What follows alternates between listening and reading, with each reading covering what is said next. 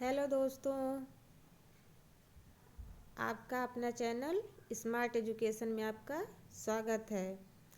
तो दोस्तों, जैसा कि आपको पता होगा कि हमने एलटी ग्रेड होम साइंस के लिए एक श्रृंखला शुरू की थी। रोज़ हम एक टॉपिक लेकर आते हैं। किसी कारणवश कल वीडियो नहीं अपलोड हो पाया, तो उसके लिए हम माफ़ी चाहते हैं।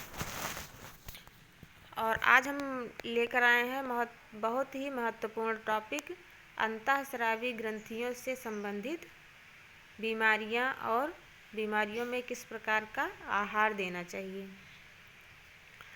तो हम देखते हैं कि पहले कि अंतःस्रावी ग्रंथियां होती क्या हैं। ये अंतःस्रावी ग्रंथियां छोटी होती हैं, लेकिन किंतु हमारे शरीर के लिए अत्यंत ही आवश्यक होती हैं।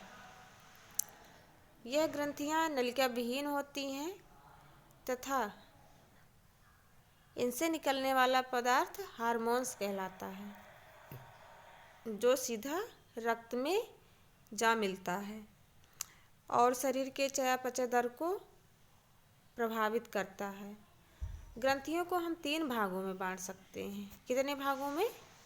3 भागों में। मुख्य अंतःस्रावी ग्रंथियां, ये जो मुख्य अंतःस्रावी ग्रंथियां हैं, ये संख्या में कुल 6 होती हैं, जिसमें से पहली है थायराइड ग्रंथि, फिर है पैराथायराइड ग्रंथि और एड्रिनल ग्रंथि, प्यूटरी ग्रंथि, पीनियल ग्रंथि और छठी है थाइमस ग्रंथि। कौन सी है? छठे नंबर की है थाइमस ग्रंथि। और बी में आती हैं मिश्रित ग्रंथियाँ। नंबर 3 या बी, इसमें आती हैं मिश्रित ग्रंथियाँ। मिश्रित ग्रंथि में 2 प्रकार के पदार्थ स्रावित होते हैं। पहला है एंजाइम्स, दूसरा है हार्मोन्स। दोस्तों, आपको पता होगा कि जो मिश्रित ग्रंथि जैसे अग्न्याशय ग्रंथि है, ये 2 प्रकार के हार्मोन्स स्रावित करती है। एक एंजाइम्स होता है, दूसरा हार्मोन्स। लेकिन जो दोनों एंजाइम्स और हार्मोन्स हैं, दोनों एक साथ कभी भी नहीं स्रावित होते हैं। अगर एंजाइम स्रावित होगा तो हार्मोन्स नहीं स्रावित होगा, हार्मोन्स स्रावित होगा तो एंजाइम्स नहीं स्रावित होगा। एक बार में एक ही पदार्थ का श्रवण होता है। एंजाइम्स जब स्रावित होता है तो ये नलिका द्वारा भोजन नली में चले जाते हैं, लेकिन जब जो हार्मोन्स होता है वो सीधे रक्त में चले जाते हैं। और नंबर सी है अन्य ग्रंथियाँ, जिसमें प्लेसेंटा, जननेंद्रियाँ जिन्हें गोनाड्स कहते हैं, आंतों की आंतरिक दीवार यानी जीआईटी ट्रैक आदि। अब बात कर लेते हैं इनसे संबंधित बीमारियों की। तो थायराइड से संबंधित बीमारियां, थायराइड ग्रंथ से निकलने वाला हार्मोन, जो हार्मोन जिसको क्या कहते हैं? थायराइड हार्मोन्स कहते हैं। इसका मुख्य तत्व आयोडीन होता है, जो हमें मुख्यतः भोजन से प्राप्त होता है। एक प्रौढ़ पुरुष में थायराइड हार्मोन्स के कार्य को सामान्य बनाए रखने के लिए 100 माइक्रोग्राम से 150 माइक्रोग्राम आयोडीन की आवश्यकता पड़ती है। थायराइड हार्मोन्स 2 प्रकार के होते हैं, T3 और T4। थायराइड ग्रंथि से आयोडीन रहित हार्मोन्स भी स्रावित होता है, जिसे कहते हैं थायरोकैल्सिटोनिन या कैल्सिटोनिन कहते हैं। जब मनुष्य के भोजन में आयोडीन की मात्रा कम या अधिक हो जाती है, तब ग्रंथि अपना बुरा प्रभाव डालती है। मतलब कि आयोडीन जो है, ये इसकी मात्रा अधिक भी नहीं होनी चाहिए और कम भी नहीं होनी चाहिए। दोनों ही स्थितियों में ये अपना बुरा प्रभाव डालती है।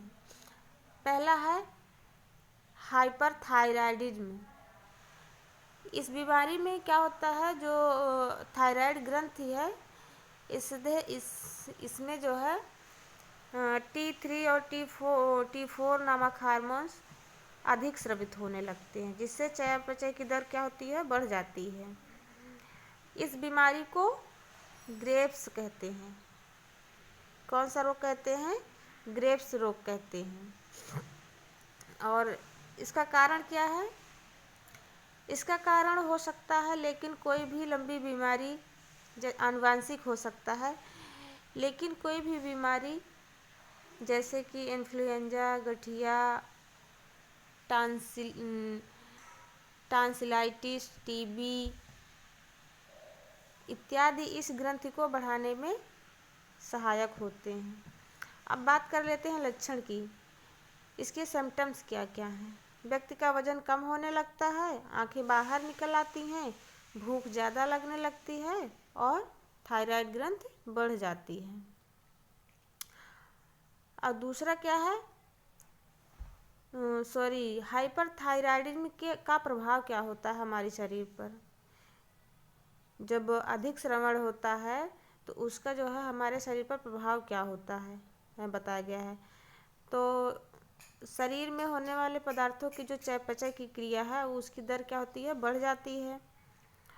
और नंबर 2 है आधारीय चयापचय की दर को बढ़ने से ऊर्जा में अधिक आवश्यकता होती है, जिससे कि मरीज चिड़चिड़ा हो जाता है। नंबर 3 है प्रोटीन। ऊतकों में प्रोटीन का विघटन अधिक होने से शरीर के लिए प्रोटीन की आवश्यकता अधिक हो जाती है। ग्लाइकोजन, ऊर्जा की आवश्यकता को पूरा करने के लिए यकृत में स्थित ग्लाइकोजन तेजी से कम होने लगता है। क्यों? क्योंकि जब ऊर्जा की अधिक आवश्यकता होती है तो जो यकृत में ग्लाइकोजन जो है सुरक्षित रहता है, तो वो जो है वो उसका भी जो है विघटन होने लगता है, वो भी उसका भी उपयोग होने लगता है, इसलिए उसकी मात्रा कम हो जाती है। नंबर 5 है खनिज। इस बीमारी में शरीर से कैल्शियम फास्फोरस का क्षय होने लगता है, जिसके कारण हड्डियां कमज़ोर हो जाती हैं तथा कभी कभी टूट भी जाती हैं। अब बात कर लेते हैं उपचार की। इसके उपचार क्या क्या हैं?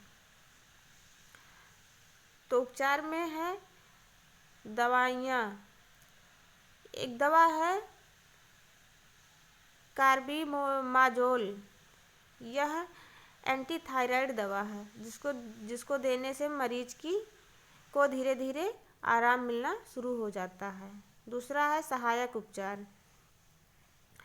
आहार के द्वारा हम मरीज को आवश्यक पदार्थों की पूर्ति करके अधिक नुकसान होने से बचा सकते हैं, और मरीज को इस प्रकार का आहार देते हैं जिससे कि मरीज को 4000 से 5000 कैलोरी प्रतिदिन मिल सके, तथा जिसमें 100 से 120 ग्राम प्रोटीन हो, तथा साथ ही कैल्शियम फास्फोरस अधिक मात्रा में हो।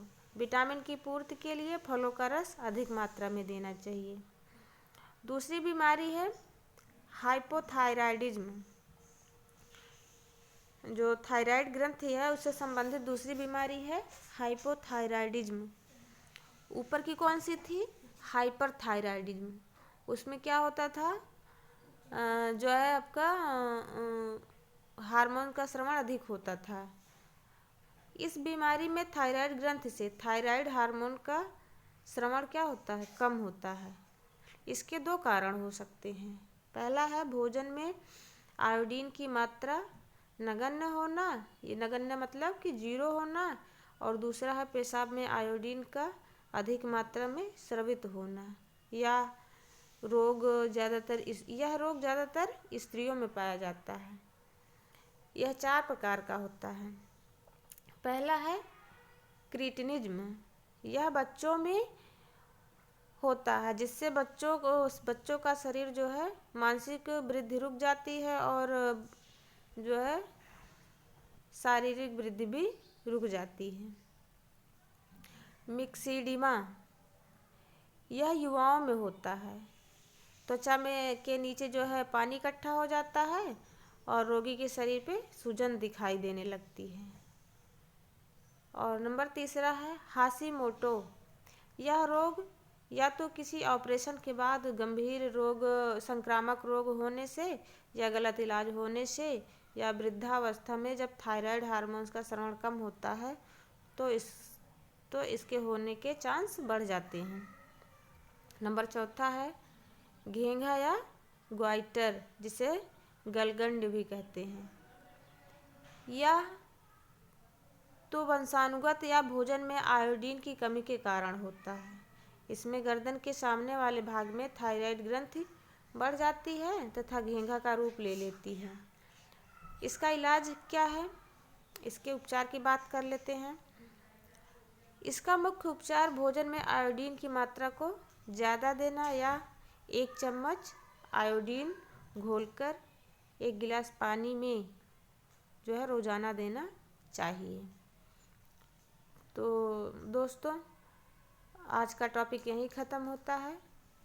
ये बहुत ही महत्वपूर्ण टॉपिक है। तो धन्यवाद दोस्तों। अगली वीडियो हम कल लेकर आएंगे, तो मेरे चैनल को लाइक, सब्सक्राइब एंड शेयर ज़रूर कीजिएगा।